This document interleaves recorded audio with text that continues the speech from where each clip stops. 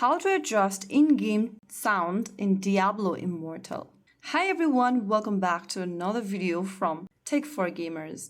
Today in this video, we will be learning how you can easily adjust the in-game sound in Diablo Immortal game, which will take a couple of minutes to do so. So here's how you do it. First of all, launch open the Diablo Immortal game on your device, and once you're inside the game, go ahead and tap on the menu button at the top right corner of the screen. Now click on the gear icon at the top right, and from the settings menu that appears on the screen, tap on General, make sure you're inside General, and inside the General tab, swipe up and get to the sound option. Here, you can control the master volume by dragging the slider. You can also go ahead and lower the sound of the game, decrease the music or increase the background music, adjust the volume of the dialogue, voice chat, and so on. If you want to play in all silence, then you can go ahead and lower the button right next to master volume and keep it to 0. If you don't want specific sound only, you can go ahead and choose the category and lower the sound according to your preference in that specific tab. So from here, you can easily adjust the sound settings